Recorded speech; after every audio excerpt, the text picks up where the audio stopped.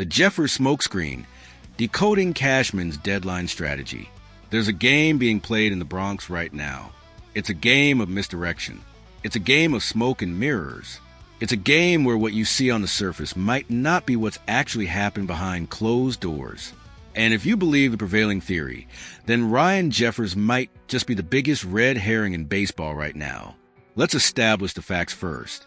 According to USA Today's Bob Nightingale, the New York Yankees are hot and heavy for Minnesota Twins catcher Ryan Jeffers. The reporting came out on June 21st. The article made waves.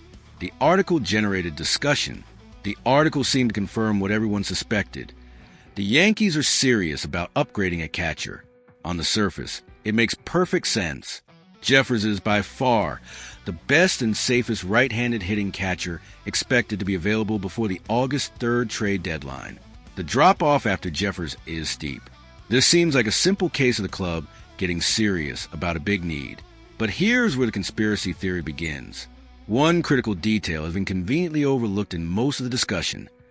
Jeffers last played a big league game on May 18th. That's over a month before Nightingale's article came out. That's a significant gap.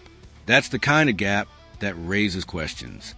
And the latest update on the 29-year-old catcher is that he's just begun taking dry swings. He's not even close to being game ready. He's in the early stages of his rehabilitation. He's weeks away from potentially returning to action. So here's the question that nobody's asking. Why would the Yankees suddenly telegraph their interest in a player who's been inactive for over a month? Why would they do so roughly 6 weeks before the deadline and give opponents ample time to prepare to outbid them? Why would they leak information that would kill their leverage? The answer, according to this theory, is simple. They wouldn't. Not unless someone else was the true target. Welcome to the world of deadline misdirection. This is where Brian Cashman's legendary control over his front office becomes relevant. Cashman has been the Yankees general manager for over 2 decades. He's known for running a tight ship. He's known for keeping information close to the vest. He's known for not allowing leaks. If information is getting out, it's because Cashman wants it to get out. And if Cashman wanted information about Ryan Jeffers to get out, it's probably because he's trying to hide something else. So let's play detective.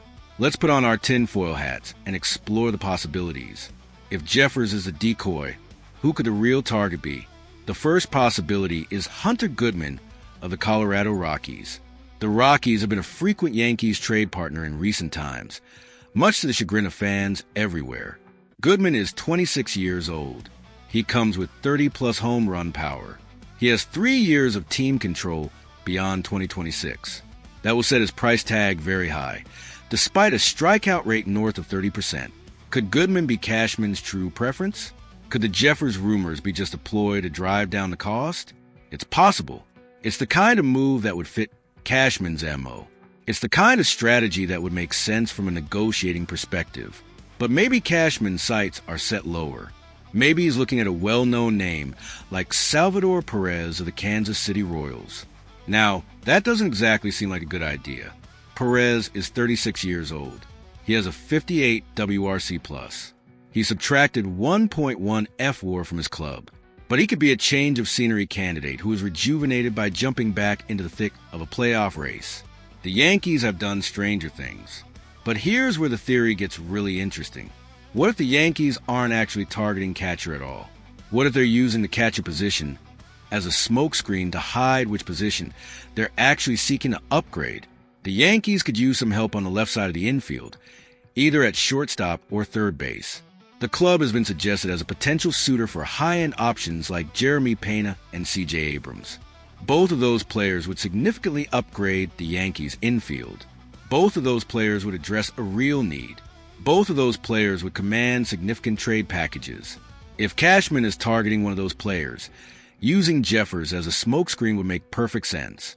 It would draw attention away from the infield. It would make opponents think the Yankees are focused on catcher.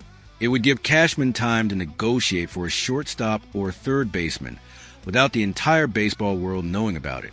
But there's an even bigger possibility. There's a theory that's more speculative but also more tantalizing. What if Cashman has his eyes on the ultimate prize? What if the Yankees might hold the key to Tarik Skubal's availability at the deadline? Skubal is a two-time reigning AL Cy Young winner. He's one of the best pitchers in baseball. He's the kind of player that could transform a franchise.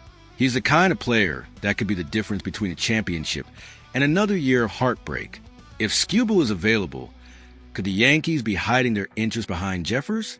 New York has often been connected to Skubal, but more so because it is one of the few organizations with a combination of World Series aspirations, financial resources, and prestige to make such a deal.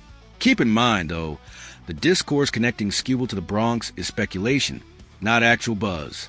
Still, logic dictates that if the Yankees don't wind up with Skubal, he might land in the laps of one of their biggest threats to win a World Series title. That would be clubs like the Los Angeles Dodgers, Milwaukee Brewers, or Tampa Bay Rays. So if Cashman is serious about winning a championship, if he believes 2026 is the year that the title drought ends, then Skubal would be the ultimate target. And using Jeffers as a smokescreen to hide that interest would be brilliant strategy. Now, let's talk about why this theory actually has some merit. The Yankees haven't experienced their typical June swoon, even though they've been without Aaron Judge. That's significant. That suggests the organization is deeper than people thought. That suggests there are young players stepping up.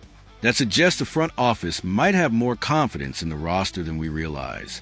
The development of Ben Rice and Cam Schlittler has apparently imbued Cashman with a greater sense of confidence that 2026 could be the year that the title drought ends. If that's true, if Cashman actually believes his team can win it all, then he might be willing to take a massive swing at the deadline. And if he's willing to take a massive swing, then Tarik Skubal would be the target. Skubal would be the kind of acquisition that transforms a franchise. Skubal would be the kind of player that justifies trading away significant prospect capital. So the theory is, Cashman is using Ryan Jeffers as a big fish to camouflage his true desires to land a whale in Tarik Skubal. It's not likely, but it is possible. Let's talk about what we actually know versus what we're speculating about. What we know. The Yankees are interested in upgrading at catcher. What we know. Ryan Jeffers is a legitimate target. What we know. The Yankees have significant resources and can make big trades. What we're speculating about. Whether Jeffers is actually the primary target or a smokescreen. What we're speculating about. Whether the real target is a different catcher, an infielder, or a starting pitcher. What we're speculating about. Whether Cashman is playing a deeper game than anyone realizes. The truth is probably somewhere in the middle. The truth is probably that the Yankees are interested in multiple positions. The truth is probably that Cashman is keeping his options open.